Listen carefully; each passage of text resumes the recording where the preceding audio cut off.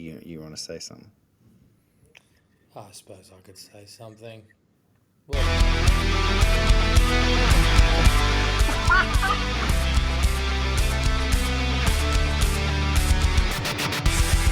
We're only strangers. We're only strangers. Till we realize this life is temporary. Life is temporary. An illusion we must fight. An illusion we must fight. Open up your eyes. Gonna be alright. West Tigers Faithful, episode 26. I don't know what you call this on YouTube, but the title I had was Lamenting the Lack of a Third Straight Win Cast. Because I am lamenting. Joe McCord, how are you? I'm fine. I'm fine. You know, I've done some soul searching of late, and you know what? West Tigers losing games just doesn't affect me the way it used to, Jared. Oh, mate. I didn't think it had affected me anymore until about the 74th minute on Sunday night. Well, you were there. Yeah, I was there. Yeah, it felt like a death. It was hard. I've spoken about it before. Like, we spooned up for 3 years in a row, and it was kind of a foregone conclusion that we would go into games and most likely lose. So with the squad that we have now and the potential that they've shown the first few weeks, I'm nervous again. I'm riding every play. So yeah, that one really hurt. Yeah, I feel you. Like, it's not like at the time that I didn't feel misery. Like, it just felt like a win the whole time, didn't it? Like, we felt like we were going to win that game. It was kind of like, you know, last week when you asked me what the sense in the stadium was. Like, there was this, even though we were behind for a lot of the game, I still felt like we were in it. And then in that second half, like, we came over the top of them for pretty much the whole half, the same way we did come over the top of Redcliffe. But those two crucial tries that, you know, Terrell May dropped over the try line, and Bull's try got called back because of the obstruction. They were our two chances to put the game away, and it would have been a very similar result to the Redcliffe game, aside from if those two tries actually had have happened. Yeah, I agree. We may as well jump straight into it. Obviously, a 26-24 loss on Sunday night to the Warriors. And you're right. I agree. We created enough chances to put the game away, and it was ultimately execution that cost us. And in addition to those two, the Fatape kick out, was one of those issues. And obviously the final chip kick with the Taruva caught that you were very, very quick to put up on our X. I got some hate about that. Yeah, apparently everybody's such big fans of Taruva that they make excuses for him. If that had been for Tape, Yeah, look, Tito was incredible on a night where we lost about 130 run meters. You know, not having Jarrell Skelton. But at the same time, it's in those moments that, you know, you need your players, or especially your leaders, and Tito is one of them, to ice it. And I'm sure that one's been keeping him up at night. But I guess the most crucial thing, Mac, is that we learn from this one. That we look at these moments and we watch them as much as it hurts, and we go to ourselves. And these boys say to themselves, "We will not put ourselves in this position again. We will make sure we get this done." yeah, and I think that there was it's probably like pretty easy coaching lesson off the back of this game, because it's the sort of game where if we did win that game, like, you know, it could start to go to their heads. Like, I think a little bit. It's kind of like a loss that gives Benji more coaching notes than a win would have, if that makes sense. I get that, and that's a fair way to put it. Obviously, the team that we're going to play next week isn't probably the team that you would like to play, but yeah, I do agree. Some of the negatives might have been glossed over, and the biggest negative for mine is our defence in midfield. There was a few times where, you know, they were making line breaks, you know, at least 30 or 40 metres out from our try line.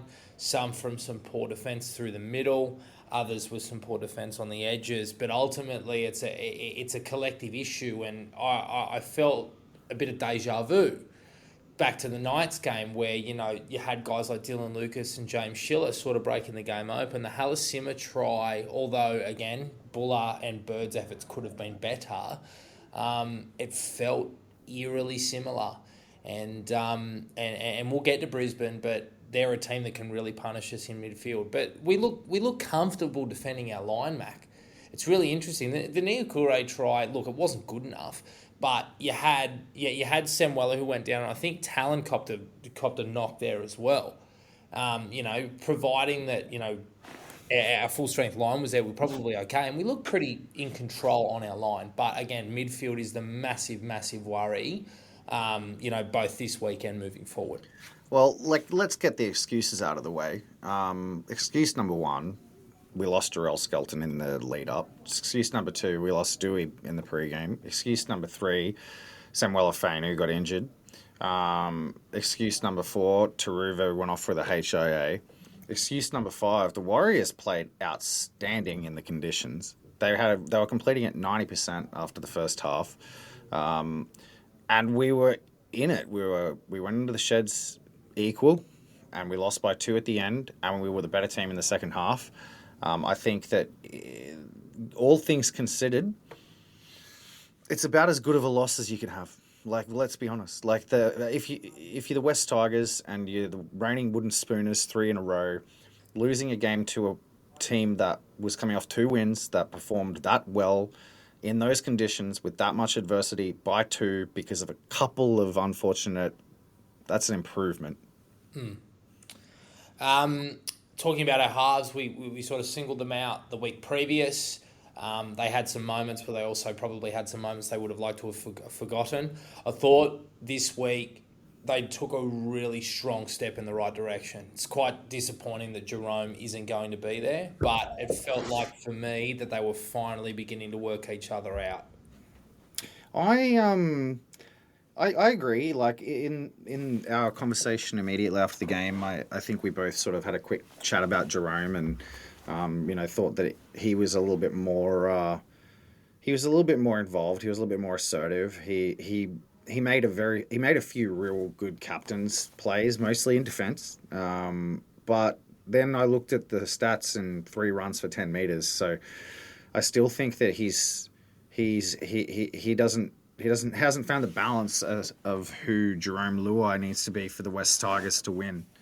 I think he's too passive. He's relying too much on other players. He's shuffling the ball onto Galvin too much. He's not running. I want to see him run. Yeah, I agree. And that will allow the game to open up for him.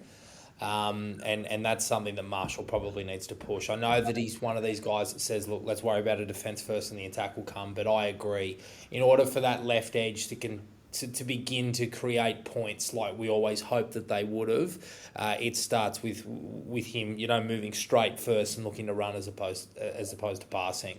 But in saying that, look, I've still got my issues with Galvin on second phase. I think he's doing the wrong things. And again, you know, we've spoken about it. I think he's still got a lot of schoolboy tendencies and I think he'll grow out of it. But when it comes to, you know, our structured sets and our well-timed backline movements, he looks beautiful. You know, some of the pass he laid on for Seafarth, the double pump, played nice and square and straight to set up Toa's try was phenomenal. And then that kick for Fatape was just gorgeous. Yeah, the subtleties will come with Lachlan. He's obviously a very high-effort player, very fit player, is involved a lot. So he's going to receive a lot more second phase chances than other players just simply because he's putting himself in the frame. He's not quick on the feet, so he's taking those second phase chances and running across the field, crabbing around. He needs to stop. I think that him being there to, you know, collect so much second phase is a strong thing. He just needs to simplify his decision-making process off the back of it. You're 100% correct. In structure, he's making some great decisions. The pass that he put on last week to unlock Samuela, this week to unlock Alex. There's very good signs, and obviously we're going to talk about Lachlan's value to the team shortly. Yeah, we will. The other guy who is, you know, the alternative to Lachlan at 6 came on at 13 on short notice and looked phenomenal. Latu Fainu. Yeah, he had a great game, didn't he? I'm really glad to see that because it's very timely for him to put that on display, to put that performance together in the week where the media starts, talking about Lachlan Galvin's contract and, how important that it is for us to like re-sign him and put a really strong offer to him. Yep. Now we kind of have like an argument to say, well, you know what? How important is he really? Like, was Latu really that far off what Lachlan can produce? Well, that's it. And Latu, you talk about subtleties to Lachlan's game. Latu has the subtlety. It's the shake of the head. It's the look inside, turn outside. It's the square up at the line and then move and then turn your hips. And he's faster. Oh, and he's quicker and he's straight off the mark, and that's it creates opportunities like the one he scored off. I love the kid. He just continues to endear himself to me, and 11 tackles, none missed in the middle for a kid that size and that age, playing out of position speaks to his talent on both sides of the ball. I don't know what we do from here. I would really, really like to see us try and find the right rotation, similar to what the Dogs do with Haywood Mann and Jamin Salmon, and do that with Bird Twal and Latu. I'd really, really like to see that come together because, as Benji said, he's too good to be playing reserve grade, and quite frankly, I think you said it before. He's just not getting the reps required, and the things aren't going right, in that team, as we'll get to later. Yeah, it's just a shame that we were unable to finally get over that 3-win hurdle, and just like the West Tigers trying to string 3 wins together, chasing invoices shouldn't be this hard. That's why there's Pinch, the payment platform that actually gets you paid on time. No more follow-ups, no more accidental late payments, just money in the bank while you focus on more important things like yelling at the ref. Whether you're a tradie, chippy, or even a club in permanent rebuild, Pinch automates it all. Try it out because getting paid shouldn't feel like a Tigers comeback attempt. That was probably the best transition you have ever handled, ever. Well done. Thank you. You discussed yelling at the ref. Do you want to talk about the referee or? Yeah, why not? Look. The standards of refereeing in the NRL are terrible. You know my stance on this. I think it's not just the NRL, it's rugby league in general. I think the game is broken. Coming off the back of that game, Annesley comes out and says, oh, actually, we should have sin-binned everyone, and we're about to sin-bin the crap out of everyone. So I'm really looking forward to the rest of this season being ruined by constant sin-bins. The sin-bin, I understand they want to, they need to actually penalise players for discretions that they want to stamp out of the game. Yep. But the sin bin is so influential on the outcome of a game, especially for struggling teams, that it can't be used. It's too punitive. Like, if they want to use the sin bin to stamp things out of the game, they need to reintroduce the 5-minute bin. Because 10 minutes off the field is far too long. 1/8 of a game is far too long just to make a point. Especially because they're going to sin bin players. Like, I am under the impression that in this new refinement of the shoulder to the head rule, Alex Seyfarth probably would have been sin binned. Oh, Alex Seyfarth, if he's not sin bin within the first 5 minutes on Saturday, I'll sleep on the moon. What I mean though is like that.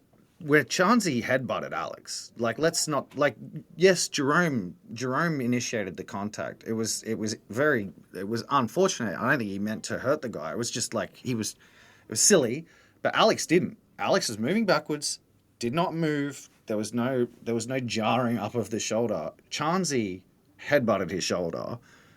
If that got Alex sin-binned, the game ends there.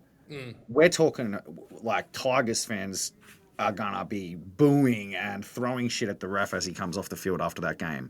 So, okay, what's Alex supposed to do there? Maybe, they're trying to push the burden of care, the onus onto the defender to get the shoulder out of the way, even when the attacker's like coming in and like falling into a tackle or whatever. Fine, don't penalise them with a 10-minute bin, man. You're going to ruin the game. It's so silly, and I'm really growing tired of the. I feel sorry for the refs because the game is unmanageable. Like the rules that they're trying to implement, the standard that they're trying to hold the refs to on the field is so difficult for them to actually manage in the running of the game that it makes their job impossible. They might as well literally just have the whole game refereed by the bunker if they're going to make it this hard. Yeah. Look, rugby league is not a black and white game. No two tackles are the same. It makes it incredibly hard to officiate. And you're right. These crackdowns do nothing. They never follow through on them, and they're a scattergun approach. So with that, I agree. Talking about Sunday, look, Chance did what we would like our players to do, and he saw the opportunity, and he went down and he ensured that replay was pasted onto the screen. And it's unfortunate, but these are the rules, and life goes on. But on the flip side, we also stood to benefit from the fact that we kept Jerome Luai on the field when, quite frankly, he probably should have been put in the bin. Now, again, 5-10 minutes, they need to get the balance right, but it's one of those things. One thing that I did find really difficult was the fact that I think that Wyatt struggled with controlling the ruck and policing the ruck, and that's always going to happen with one referee, albeit an inexperienced one.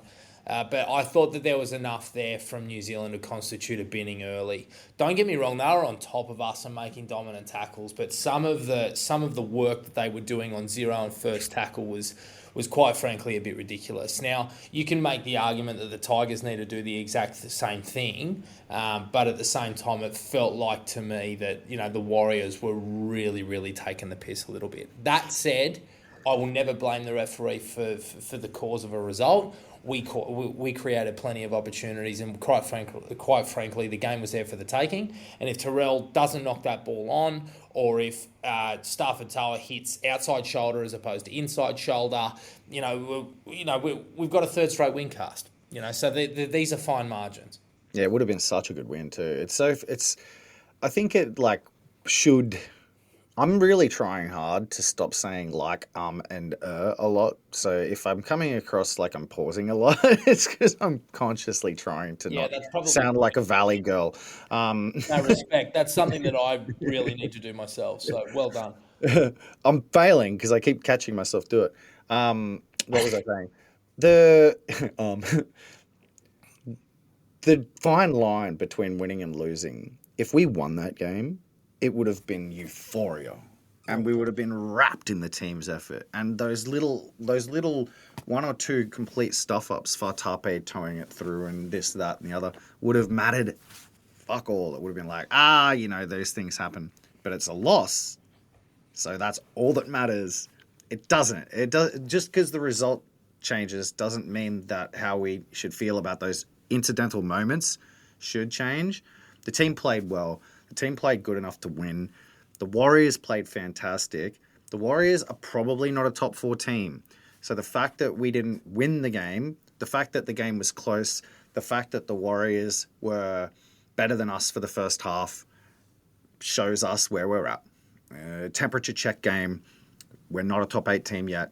We would have won that game if we were a top 8 team. We would have definitely won that game if we were a top 4 team. However, the fact that we were the better team in the second half, we came over the top of them, we weathered the storm, we played okay in the conditions, and it was there to win.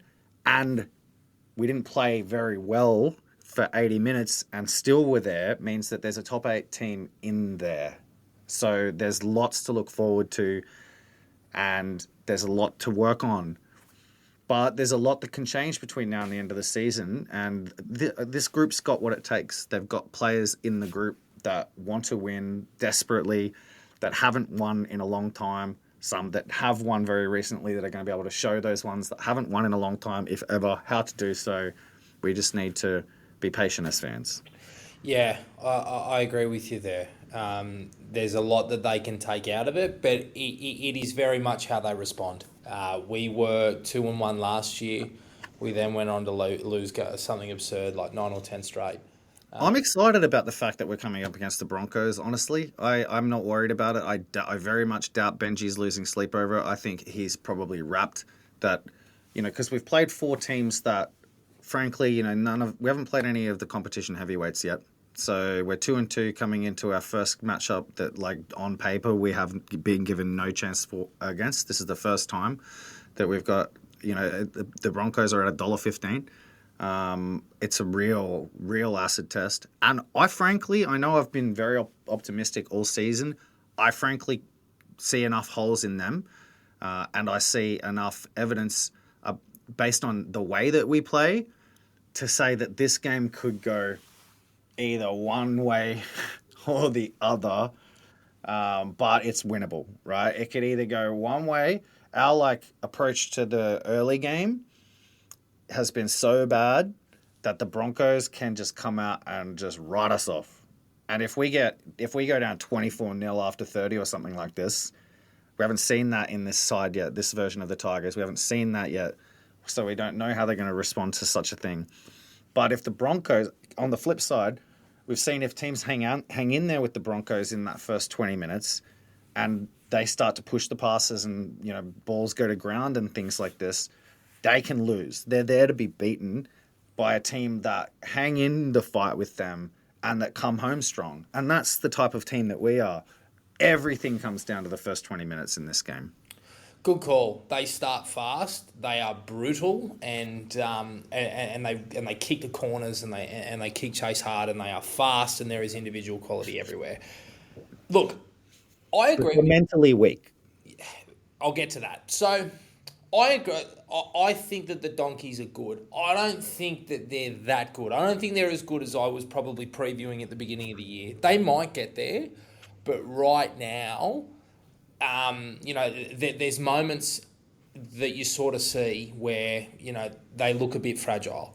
And Redcliffe, who we beat in the end, pretty well, were able to, weather a bit of the storm and were right there in the game. And if the touch judge actually did their job and ruled a 40-20 for Isaiah Katoa when Cobbo had his foot out, that the complexion of that game changes completely. Now, you're right. Canberra just hung in there and hung in there and hung in there and came home with a wet sail. That is going to be the most important thing for us. We have not started games well at all. At all. The only exception being against Newcastle. Against Parramatta, we were hopeless. Against Redcliffe, we allowed them to skip out to 18-6. And last week against the Warriors, quite frankly, they had all the running, and it was miraculous that we got it to 6-6. But we did hang in there in the first part of the game against the Warriors better than we did in the previous two. Like I think we were nowhere near as bad as in the first 30 minutes as we were in the first 30 against Para.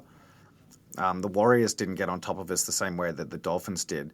But there's something wrong with the start. Like, physically, other teams get on top of us out the gates. And you could trace that all the way back to Spoon Bowl, because Parramatta did that. They came out of the blocks and they just blew us away really quickly. Just looking at the Broncos team, I think that the biggest threat here for them would be that their defense is questionable. Their defense in the centers is questionable. Cobbo, Staggs, Shibasaki, Arthurs. It's not a defensive backline. Reece Walsh, he's a fantastic player. Suspect under the high ball. Suspect when it comes to cleaning up short kicks through the line. Ben Hunt and Reynolds, smallish halves, but Ben Hunt's a pretty good defender, and so is Reynolds for their size. But again, from 1 to 7, they're defensively fragile. If we go back to the game plan that I thought we should have implemented against the Knights, and then coming out of that game, Benji sort of said that he felt like he made them a little bit too conservative. We didn't actually try to put points on them. I feel like that's what's going to happen here. I feel like that we're going to try to beat them with attack this time. I know I said that about the Knights game, but based on the aftermath of it, I feel like that's what's going to happen. I don't think that it makes sense for Benji to come out with a game plan of just trying to like win with defense against a team this good in attack who are actually defensively fragile. The only way we're going to beat them is with attack, I think. Yeah, and I think he has to get the preparation right. The last time that Galvin and Latu lined up in the halves together, and we had a very, very young side that day and a lot of players out, we had 60 points put on us. And I have to be realistic. If the Broncos get a roll on, that is a very, very possible scenario. He has to get this week right. I'm pretty sure they're actually already up in Brisbane. So I think they understand the magnitude of this game. But again, with young halves, there needs to be clear direction and directive to start fast, as you mentioned, and to try and fight fire with fire and attack. But they have to defend for their lives. And for that reason, I am leaning towards a loss this week, as you could probably tell. The individual quality of Brisbane, to a man, they're a very, very classy team. But as you say, they need to get the balance right in the middle because otherwise we're going to be overrun early. I cannot wait to see May v Haas. That obviously goes without saying. But Fanua Bole and Alex Twal are going to have to match their opposites in Patrick Carrigan and Kobe Hetherington if we are any chance of staying with them for the first 20. Yeah, I agree. I think it's fair to say that the Tigers are way underdogs here. I'm being very pragmatic when I say that I can see ways they can win. I can see ways they can win, but tipping them would be, just being a homer. Like Luke Lololi'i making his first appearance for the year straight in after one match in reserve grade. Big call, a lot of pressure on the kid. Last time we saw him in first grade, he had a bit of a bad game, and obviously Jerome's out. I thought Skelton was only supposed to be out for 1 week, so it's disappointing that he's out again. Must suck to be Solomon Fatape to lose his spots to Luke Lololi'i straight away. Yeah, I think it'd be a tremendous result if we kept it close. It would be one of the greatest wins in the history of the club if we won. I just think it's possible. I can see ways to win the game. I can see fragility in Brisbane, and I'm gonna be there. So I haven't seen us lose yet in person this year. Well, hopefully the streak continues. Adam Dewey's back on the side despite his groin twinge. That's a storyline to watch through the week. As is Samuel Fainu. 2 weeks in a row, he's come off with injuries. Nico, I think it was, on the sideline for Fox Sports, said that he was actually on the bike and wanted to get back on the field. Yeah, he was. I saw it. But most tellingly, we have Ruben Porter and Tony Suka on the extended bench. Obviously 2 back rowers. Normally it's only Suka. So I think they are worried about him, it must be said. I'm really, really curious to see what happens there. What's your contingency plan should we Samuela drop out of the side? Are you putting Jack Bird in the back row and bringing up, I don't know, hypothetically Kit or Suka or Porter? What are you doing? Probably Sione into the back row. Sione relieved him at back row on the weekend and played really, really well, I thought. You think so? I thought so, yeah. I liked Sione in the back row. He was very involved. He felt more involved than Samuela to me. He's a very good defender. Jack Bird in the back row, maybe. I think Jack Bird's been training mostly in the middle. Yeah. And putting him on an edge, I don't know. It's not like the edge is where the Broncos have advantages. The Broncos' advantages are 100% through the middle. So, I'm not super fussed in terms of like whether it's Bird or Fainu that comes into the side for Samuela. None of the names on the extended bench are filling me with too much confidence. So, I don't know. It might be one where you do play Bird and then you just bring in another type of utility like Heath instead. Yeah, you're right. It's slim pickings to the point where they really need to go shopping. Tony, I'm sorry to say, like, the fact that he's on the extended bench says everything about our depth right now. I'd really like to know. We got somebody in the chat talking about Jacob Laban and things like that. It's about what I was about to talk about. I don't know what we're doing right now in terms of filling this 2025 top 30, but we're currently playing with 27 players on the roster. So, like, we're really limiting ourselves right now when it comes to top 30. I know Richo is probably sitting back and waiting for that inevitable, mid-year agitation, or like, team that's on the skid decides to start letting players go type situation. But it's round 5 now. We've got to fill our roster so that we can start winning some games. There are some players running around in New South Wales Cup at other clubs that would probably walk into our top 17 right now, especially at places like Parramatta. So I'm like potentially going to Parramatta and saying we'll take Ryan Madison's salary on until the end of the year, or something like that. I know Tigers fans have a checkered history with a guy like Ryan Madison, but if we've got Tony Sukar in our top 22, you take Ryan Madison every day of the week, or you're kidding yourself.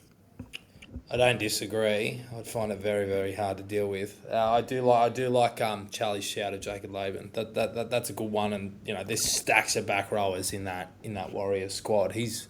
It looks like he's not too far away because he's like 18th man, but with Von Munga and Halasima on the bench, Niakore and Capewell starting, he's realistically third or fourth drop. So, But I think you also have to be, sorry to interrupt you, mate. I think you have to be realistic about what teams are going to be willing to part ways with players this year so they can front load players from next year. true. And what players are viewed by the clubs that they're at right now as not likely to be there long term, right? So that's why I'm looking at like Para, because Para are going to be fully committed to hitting the market hard, and they'll want to build their salary cap war chest so that they can actually hit the market pretty hard. You wouldn't want to help them out too much though, because they're going to try to get Galvin, obviously. But I'm just having a look around. Trey Mooney's on the extended bench at the Raiders. Pasami Sulo is a good player. Even Jed Stewart's on their extended bench. He's a good young player. Who else? We got Jesse Colquhoun at the Sharks. He's played some first grade. Billy Burns has played some first grade. These are all guys I'm just looking at that are on extended benches. Thomas McKaylee, bring him back. Zach Labour. Tom McKaylee had a pretty good stint in the UK.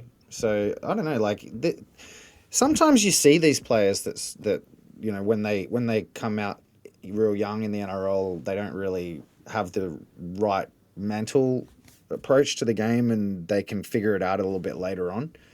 Just saying, there's names. There's enough of them.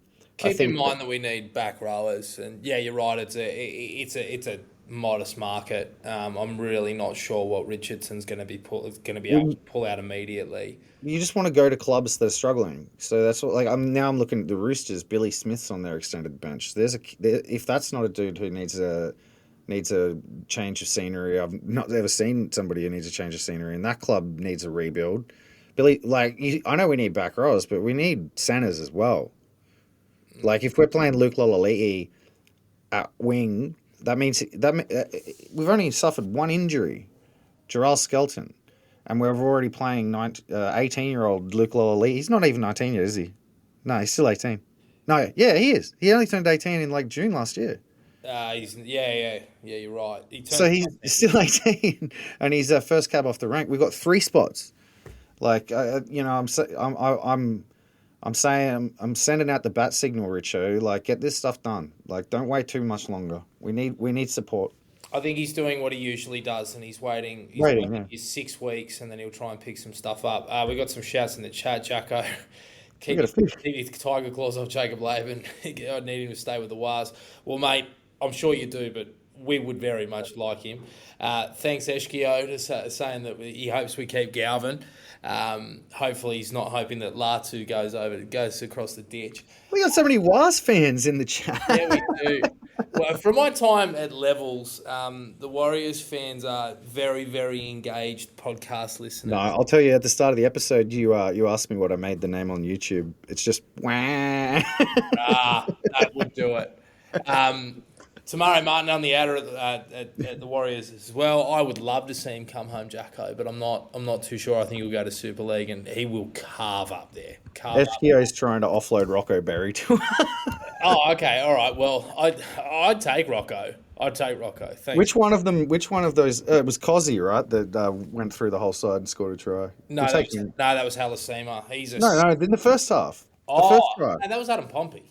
Oh, Pompey. Yeah, no, we'll have him.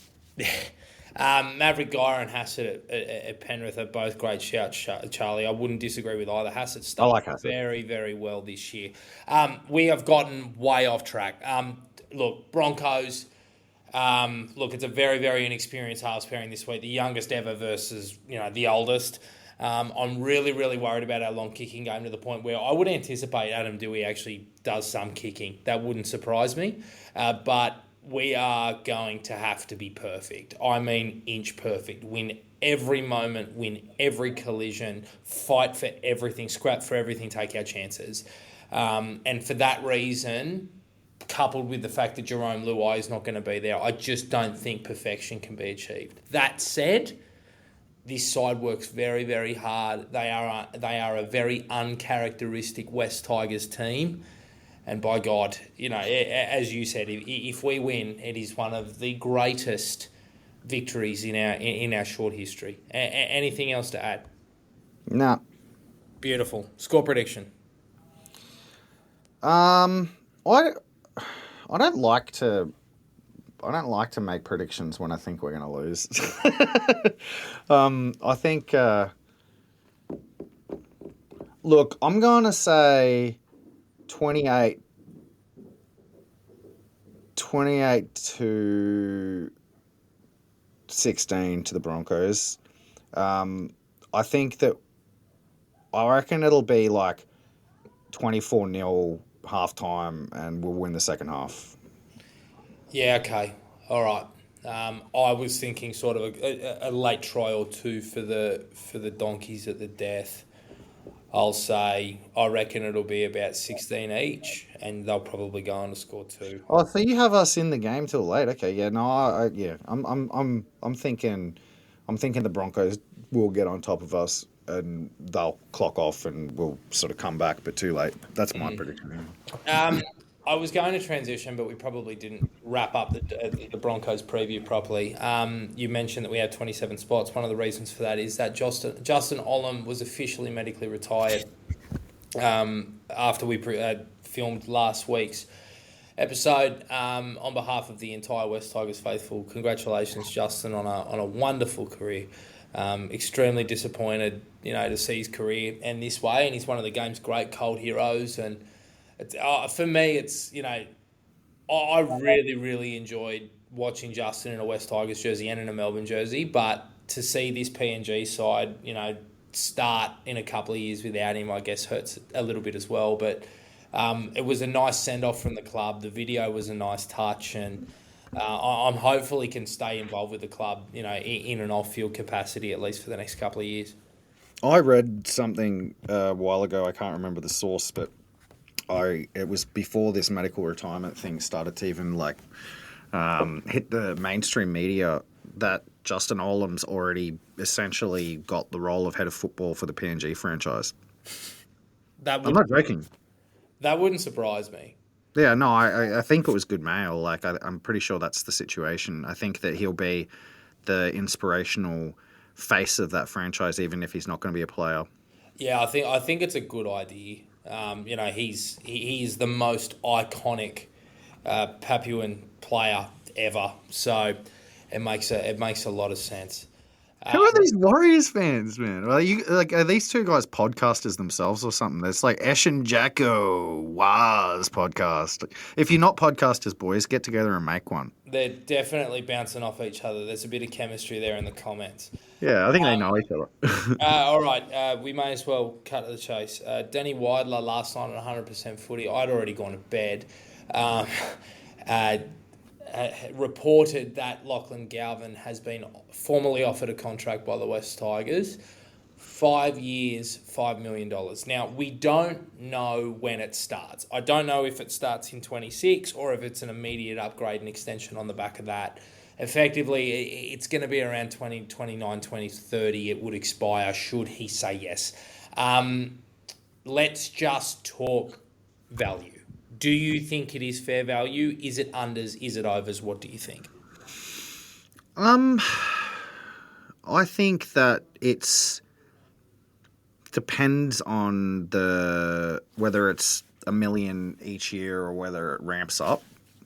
I think that it's a contract that we probably are extending to him and want him to sign as much for the optics as anything, because if we lose Galvin, the butterfly effect, the ripple effect of that on the team culture, camaraderie, other players that came up with him, media talk, fan sentiment is not good, right? So locking him away on $1 million, while it's going to create some rhetoric, if he does say yes, it's going to create some rhetoric in the media about overpaid, desperation, this, that, the other. Everybody knows he was going to get $1 million. We've talked about this. Parramatta in the market. Everybody knew, man. He was going to get $1 million. So for us to get him, it's what it costs. It's market value. Is he as a player worth that? It's hard to say. I think no. Right now, no. If he stays 6. If he continues to develop as a 6 and he remains a 6, yes, I'm not seeing in him in these first 4 rounds what a lot of the other fans that I talk to seem to be seeing. Everybody's so hyper fixated on his negatives, on the problems that are happening, and forgetting that he's still in his second year and he's a teenager. Like, there's so much improvement to come for Lachlan Galvin. The best version of Lachlan Galvin is still 5 years away, right? So, like, I still think that he's a supreme talent. I know that football minds like Phil Gould still, I don't think that they've walked back any of their comments about what they think that he is going to be as a player. What makes him so good, he's showing. The things that are potentially downsides to his play, it's just all from trying too hard. Like, it's nothing in his skills. Like, he almost won them the game at the death with that chip to Taruva. Like, as a 19-year-old 6, Taruva throws that pass on the inside to Toa. Toa probably scores. I know Metcalf's coming across in cover, but like, I reckon Toa would have got to the corner. Then we're looking at Lachlan Galvin, chip kick, 79th minute, wins the game for the West Tigers at Campbelltown. That's the player that he is. He did that. He put that kick in, landed it on his chest. So that's the player that he is. Okay, couple of things. I think I completely agree with you. People are focusing too much on his negatives. It's early in his second season. He has another halves partner, one that he is still getting used to. He's figuring out his role in the team. And he's now having to deal with the fact that teams are now doing video on him and they understand what he might do in certain situations. And that's why you're seeing in second phase, when he looks to play open side, they sort of come in and push up a little bit and they force him to go back inside because he's not really that running threat and broken play that other players with speed and a bit more guile can be. But you're absolutely right. And as we spoke about earlier, he looks phenomenal on attacking shapes. And that chip kick was gorgeous. And he has this clutch gene where it's like he has that amazing knack that the great players do where they just forget what they did before. James Maloney, Billy Slater, they were like that. It was like, I can't remember what I did 2 minutes ago. What did I do again? Throw a fucking intercept. I don't care. I'm going to throw the ball again. Yeah. And he does that. And there is only, again, I just spoke about 2 of the greatest players in the modern era. Only a very, very select few amount of players have that. Now, we can talk about the amount of money till the cows come home. Put it this way. Dylan Brown and Gavin Orr completely ruin the market, okay? Supply and demand, the halves in the NRL, let's face it, they're an ageing population. A lot of them within the next 3 years are going to be gone. There's two teams that are coming into the competition within the next 5 years. There will be more than that as time goes on. There's going to be another TV deal, and the salary cap will only go up. Providing that we don't ratchet Galvin's deal at 10% of the cap, I think $5 million for 5 years does make sense down the line. Providing that he continues down this same development path. Now, I don't want to look. We'll talk about Latu and Galvin transitioning to the back row or lock if and when he re-signs with the club. But right now, for West Tigers, I think you have to offer that contract, and they are doing the right thing. Yeah. By offering it 7 months before he goes to free agency. Because that's how long we have. It's April 1 today. We've got 7 months. We have our draw cards, okay? We can offer him an extension and an upgrade right now. No other club can do that. We have the money to effectively set up his grandkids right now. Other clubs cannot do that until 2027, okay? His mates are here. He's an important part of this club. He doesn't have to relocate. He can continue to live near his family. These are draw cards, and we are a club on the up, and we want to build around him. We are giving this kid, who is still a teenager, money that was insurmountable years ago. But what I was told today from a source close to the club is that the Tigers do not want another Tedesco situation, and they will do anything that they can to ensure that that does not happen again. We lost a generational talent once. We cannot let it happen again. It is as simple as that. And look, our sentiments have been for a long time that we would probably lose Lachlan. But when you throw around $5 million over 5 years, that's enough to turn a player's head, especially when you can give him that sort of money tomorrow. Couldn't have said it better myself. I think that the other wrinkle to this is 5 years, $1 million now might seem like a lot, but there was an article that dropped. It might have been just a social media post dropped on Fox League this morning that said that the NRL are about to shun Fox, Channel 9 and DAZN and sign a deal for massive money with ESPN and Disney Plus. So 2028 be the richest TV rights deal the NRL's ever received. That money flows down to the clubs in the form of salary cap. So and with two new clubs also entering the fray, if we sign him on $1 million a year right now for the next 5 years, in 3 years' time, that might look very cheap. Yep. And it ensures that, look, the Luai options, I'm not even going to talk about. I think you'll take him, no dramas. But it ensures that we have our spine future-proofed. I don't think Talon's going anywhere. Jareen Buller's locked up till 27. You lock Galvin up till 20. You've got Luai locked up, providing he stays around off that option. You've got clarity, and that helps in the player market. It helps with drawing up your salary cap. And stability and time together in the spine typically does deliver success. And with the players that we do have around Lachlan and with his current development trajectory, it's very, very exciting. Anything else you want to touch on? No, I think that we're in agreement. I know that there'll be plenty of people out there that will disagree. To you all who think Lachlan Galvin showed you enough this year for you to say that he's not as good as you thought he was, I say, get a clue, motherfucker. You have no idea what you're talking about. And you know exactly who I'm talking to. Yeah, you. Go. Look, again, we can talk about trajectory in terms of Latu and Lachlan. I don't want to buy into that today. This is solely about value and looking down the track. Can I ask you a question? Should he accept it? Hit me. Would you rather pay $1 million a year for Lachlan Galvin or $1 million a year for Dylan Brown?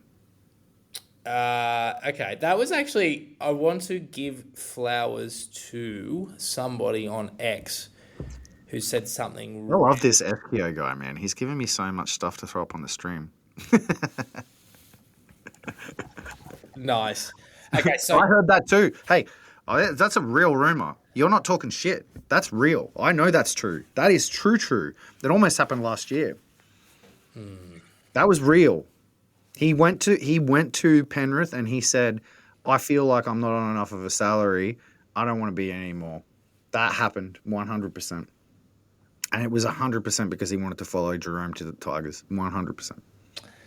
Watch this space. Jackstar 958487772 on X said to me, Gus said it right last night. $1 million is stupid to pay a kid, but it would likely be better for his development to be on something a bit closer to 700K. That said, if you give me the choice between Lachlan Galvin or Dylan Brown for 10 years at 13 mil, I know what I'm taking, and there's every chance that $1 million a year looks a bargain in 2029. And I completely agree with that take. At the end of the day, look, Dylan's performances currently, I don't think are befitting of the player that he is, or he will be at Newcastle. I don't believe that. I do. But in saying that, you look at what Galvin is producing as a 19-year-old kid, where he's going and where he should be in a few years, and the choice is clear. So, and if you want to talk Latu Galvin debate, Lockie's a known commodity. So, I think they know exactly what they're doing. I think we're in agreement. Like, you could look at the performances that he's putting in right now, and you could go, wow, this is really overpay. But I follow enough NFL and enough US sport to know that when something like what happens with Dylan Brown happens, it resets the market, to use NFL lingo. So if you look at like the other halves that are going to be off contract with him, I don't know if you've had a chance to look at that yet, but let me just bring up some of these names. So we've got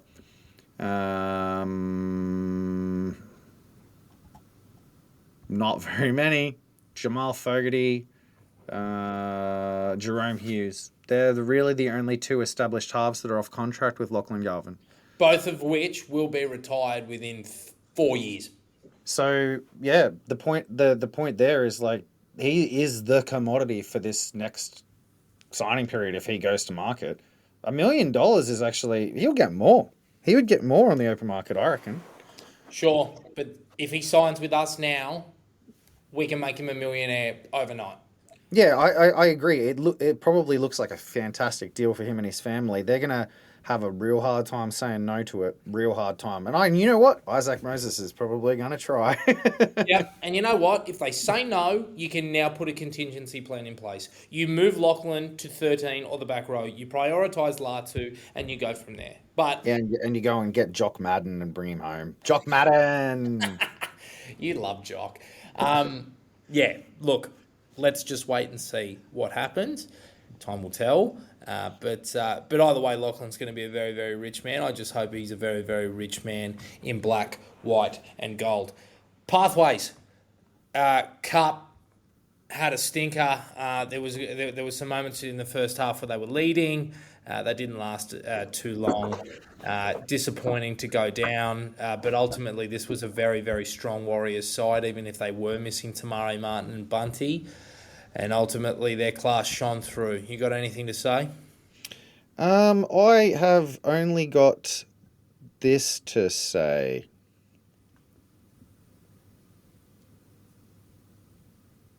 Just that.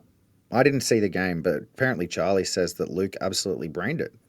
He did. He was absolutely the standout. The kamikaze runs, as NBWT called them, were absolutely on show. 70 minutes, 14 runs for 148 metres, 6 tackles made, 1 missed, and just the 1 error. It was a good return to football after some time off from a concussion. Do I think that he's been blooded too early? As much as I've loved the bloke, yes. But ultimately, this is something that Marshall tends to do. I don't think he places too much emphasis on form in reserve grade. If he sees what he needs to see, then he'll pull you back up. So, what was the deal with the sin binning? Say again? What was the deal with the sin binning? He had a punch on with Dayon Amidyuani after our try, after the Tuatupo try. Falsey had some good moments, kicks really well. He's actually smart. We don't typically see brains from our lower grades halfbacks. He kicked really nicely, landed it on the centre's head for Tuatupo to score. And Maxi Lyles had a really nice individual moment. But look, this team is struggling, and I think that your assessment of the coach a couple of weeks ago in the playing group wasn't wide of the mark, and our boy Timmy Johansson is working very, very hard there, and Kit's doing good things in limited minutes, but at the moment, this side looks a little bit wayward, and I'm really, really concerned. What's the what I'm just looking at the stats here, and like apparently Tristan Hope got top fantasy scorer, but he didn't appear on the score sheet. He must have had a good game. What got his fantasy score up so He made 45 odd tackles. high? One missed. Wow. Yeah. Look, Six it kicks, was mainly in base stats, mate. There are a few kicks. 24 step outs. Yeah. Look, after his try scoring feats the week previous, he was probably guilty of trying to get over the line a few too many times. Right. This Warriors team is a class above, and they showed that. There's some really bloody good players amongst those boys, and yeah, their class shone through. They're a good club at the moment. The Warriors, they're very, very good. How'd old Tim Joe play? Tim Joe go all right? Yeah, Tim did his thing, got through his work, worked very, very hard in defence, and really tried to influence the game. But 28 minutes, which is pretty disappointing. Wow, that's super low. Yeah. Admittedly, I didn't watch the entire game. I know Adam listens, so he might have a little bit more info for us. But yeah, 28 minutes, that's not typically befitting a Tim Johansson, so I'm not too sure what happened there. Flegg had a 20-all draw. Because I was on my way to the game, I watched bits and pieces. The first half was, there's no other way of putting it, it was atrocious. We dropped so much ball, invited so much pressure, and it just wasn't good enough. But they improved in the second half, and their defensive resolve was incredible to watch. I'm pretty sure they held up the Warriors over the line a handful of times. Which is awesome for an under-21s team, and particularly a grade where defence isn't a characteristic of any side. Look, if they cut these errors and they get the players coming up from SG Ball and some players coming down from State Cup, like Max Lyles, they'll win some games. They'll do okay. Max Tautua had an absolute stormer, sort of created some tries, was a handful on hit-ups, did some good things defensively. And the forgotten man from our 2022 Harold Matthews winning side, Jeremiah Liadagaga, he had a good game. He was really, really good, had a great first stint, did some really, really good things, was hard to put down and worked hard in defence. And yeah, he's always been a guy that's rated by Gallant, the Pathways staff. So it was awesome to see him, really, really stand out. Anything else? I'm just looking at the New South Wales Cup team list, and something interesting seems to be going down. They've dropped Lachlan Broadalow to the reserves. Lachlan hasn't been playing. Oh no, he's been playing flag. He's come up to the reserves. Eli El Zakem is on the interchange bench. I've never seen him before. I'm just looking it up.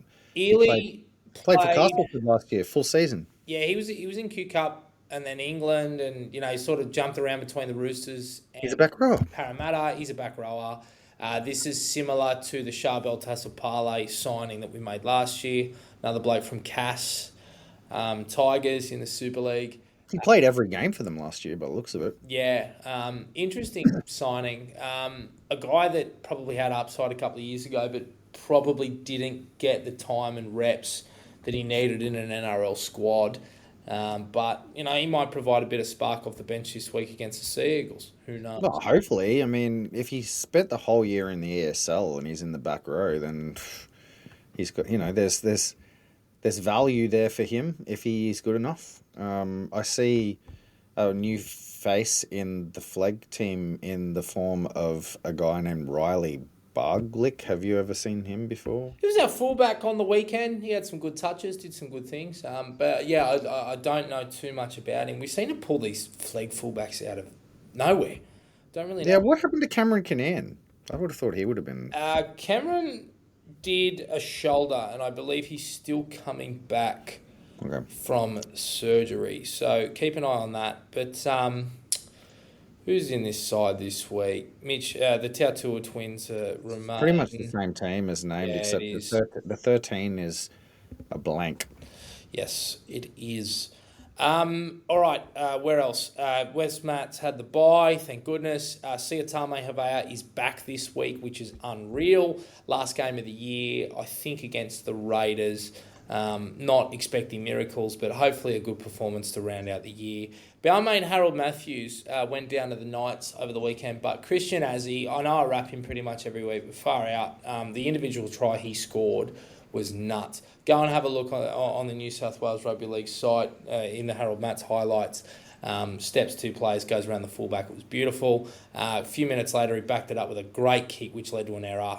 Put it right in the 10-by-10 box. We pushed them back into the in-goal area. There was a knock-on from the Newcastle left winger, and we scored our second. Look, unfortunately, they didn't get it done, but look, a lot of this Balmain side is a year young, and they'll be better for the run, and hopefully they can really, really improve. Balmain SG Ball had a loss, a pretty bad loss, and that might condemn them to the bottom 8. Do you want to talk about that? Well, I think that they have to win now. Like it's the last round. Looking at the other teams around them, I believe that if they lose, they can still make the 8 with a loss, but only if an upset or two happens. Just having a quick look at the ladder to jog my memory. They are currently still in the 8, so other teams have to win to get ahead of them. The Bulldogs are 1 point behind them, and they're playing Souths, who are a good side, so the Dogs would have to cause an upset to go ahead.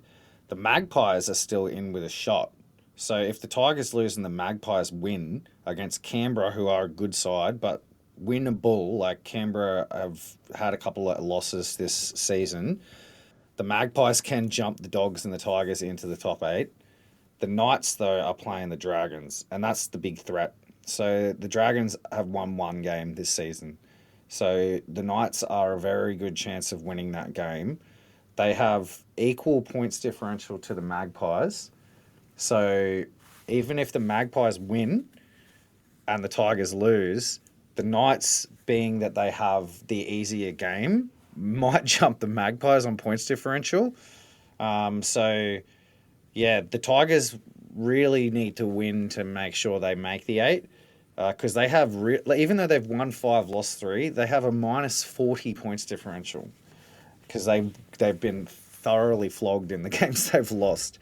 So they definitely need to win.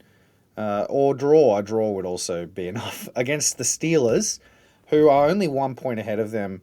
So very, very, on paper, even game, except for the fact that obviously the Tigers have lost 2 in a row. So they are not coming into this game in the most fine nick. I feel like one of our SG Ball sides played the Steelers not long ago. The Maggies didn't beat them. It was very much an attacking shootout, and West don't typically lose those games. No, the Maggies flogged them. Yeah, they did. The Maggies beat them 42-14 a few weeks ago. Yeah, they won and won well. Yeah, Yeah, look, Balmain are going to have to find what made them such a good side at the beginning of the year.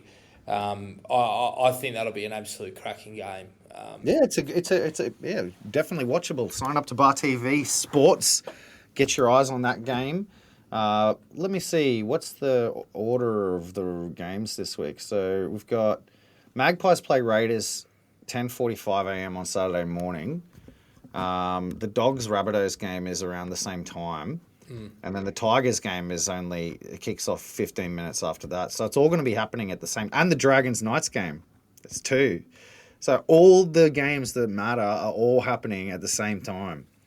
So I'm feeling an NFL red zone. Yeah, that's pretty cool, isn't it? Like all the other games are actually irrelevant to the top 8 composition. It's those 4 games that are all relevant, all kick off within half an hour of each other. Hammondville Oval for the Dogs versus the Rabbitohs. In Canberra, Raiders play Magpies. The Tigers are at home at Leichhardt Oval.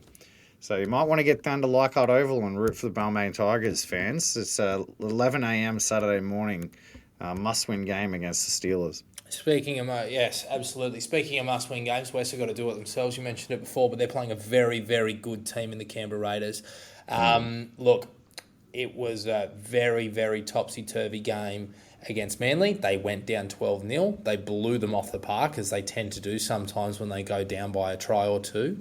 And then Manly scored too late to bring the scoreboard back closer than what it should have been. Manly not a good team in this grade though. No, when Anthony was out with a shoulder injury. So, look, it's been an up and down year for the Maggies, and I think we'll probably try and get Mitch Tyler back on to sort of talk about the season and what went wrong and what went right. But it's going to be a tough assignment for those boys. But as we It's going to be a trippy situation. So, like, the Dogs are on 9 points, one behind the Tigers, and their game starts first. The Magpies to Raiders game kicks off 15 minutes later, so they'll be hitting the field. They won't know what's going on. They'll be hitting the field thinking that they have a chance, but by the time the game ends, they might not have a chance anymore, because if the Dogs win, they're out of the running. And then the Dragons Knights game and the Tigers Steelers games kick off 15 minutes later as well. So, yeah, if the Dogs win, the Magpies come off the field with a win. They'll be like, stuff that. Dogs lose, Magpies come off the field with a win. They got a hairy 15 minutes of game time watching those other two games. a true SG ball clusterfuck. It's cool. I reckon we should see if we can sit down in front of YouTube and live stream some shit maybe. Yeah, let's do that. We did not talk about Laurie Daly Cup Grand Final. Those boys went down early by a couple of tries, managed to fight their way back into it with a couple of tries to Classy Glassy, who was exceptional, I must say. He was so good. And really looked like, we were on top there for a little period. But it must be said, the individual brilliance of Jack Talbot and Bo Baldock, who were the fullback and 5'8" for the Illawarra South Coast Dragons, that's what got them home at the end, and that was what was enough to sink us. We defended really, really well on our line to begin the game, but eventually the possession told, and the Dragons scored a few tries. But look, again, these boys, they did exceptionally well to make the grand final. They can hold their heads high, and I'm really, really interested to see, which one of these boys filter through to SG Ball and higher honours as time goes on. So hold your heads high, lads, and all the best. Lisa Fiaola, we had a win against the Bears 28-16. Tasha Gale did the same with a 28-plot win. I'm not sure where the girls are on the ladder. I'll check that for you now. Tasha Gale, we're third. Whoop. With a 5-2 record. They've got a couple of the I'm pretty sure, like when I looked at the team list, they've got a couple of the NRLW girls playing in that side. Well, that's good. That builds cohesion. And Fiaola, we're 5-2 as well. We're sitting fourth. So I think that finals aren't far away for that comp. Yep, this is the last round of the regular season. So yeah, they've got Evie McGrath playing at 6. She debuted in the NRLW last year, and she's a New South Wales under 20s player. Good and to she hear was, we got some young girls coming through then. That's very exciting. Anywho, good luck to all our pathway sides this week. Good luck to our very, very young West Tigers first grade team. I am very, very excited to see what we put up. And as you said, it's another temperature check. This is against an amazing team on paper, against a coach that hates us for very obvious reasons. Hi, Madge. Madge tuning into West Tigers Faithful, just checking out the old Tigers, hearing what a couple of buffoons have to say. Imagine Madge hate watching us. I'm going to go find Madge's text his phone number, and I'm going to send him a link to this. Do me a favour and send me that, and I'll send and I'll put the screenshot on X. Speaking of, follow us on X, Facebook, TikTok, Instagram. We actually post. Please do so. We interact with everybody pretty much on X. So Tigers Faithful is our handle. Do us a favour. Apple, Spotify, YouTube, Google Play. Subscribe, hit the bell, do all those things. And thank you so much for your support. And thank you, Pinch. And we'll see. And if anybody else out there runs a small business and wants some exposure, My children need feeding. So you can give us some money and we'll say funny things about your business too. And my future children will benefit from that as well. West Tigers Faithful, episode 26. Thank you so much for your time, guys. We'll speak to you soon. Oh, yeah, the song. Hang on.